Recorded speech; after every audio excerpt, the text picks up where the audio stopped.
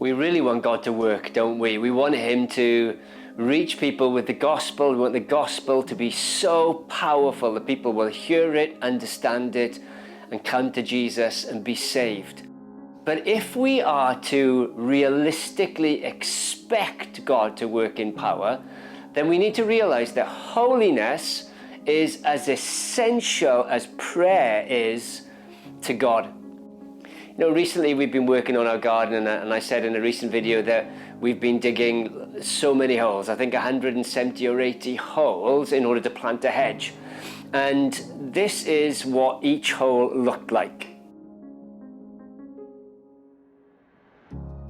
You see, if anything's going to have a chance to grow, preliminary work needs to be done. If there's hard ground, the hard ground needs to be broken up. If there are weeds or roots or stones, they have to be removed. Now bear that in mind as we read these verses from Hosea. This is Hosea chapter 10 and verses 12 to 13. What we'll read is that in verse 12 it lists the actions that the people of God needed to take in order to know his blessing. Verse 13 parallels verse 12 by listing what the people of God were actually doing at that time.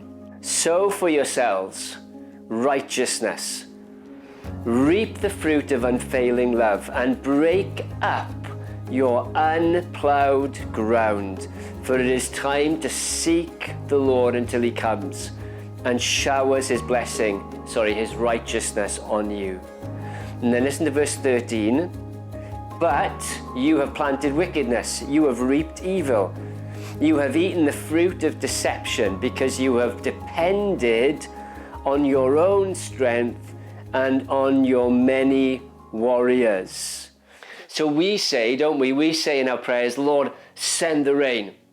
What God says is, no, first you break up that unplowed ground. You live righteously first. You know, there's a verse in the Bible that parallels these verses so well. It's from 2 Chronicles chapter 7 and verse 14, where God says, if my people who are called by my name. So it's a conditional statement, begins with the word if. You know, our standing before God is unconditional.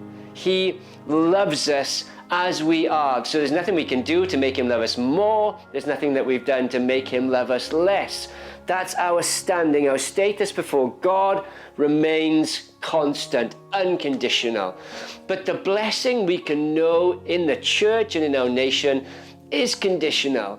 If my people who are called by my name shall humble themselves and pray and seek my face and turn from their wicked ways, then will I hear from heaven and will I forgive their sins, and then will I come and heal their land. So as you can see then, prayer is vital, seeking the Lord is vital, but so is personal holiness. And may we then have that determination to root out that sin, to break it up, that preliminary work, that hard work, that graft that needs to be done by us in the power and the strength of the Holy Spirit. It needs to be done before we can expect God to come and to work in real power. We want him to work in real power today, don't we, guys? Like I've said before, this is just a tremendous opportunity now for the gospel. And God is working.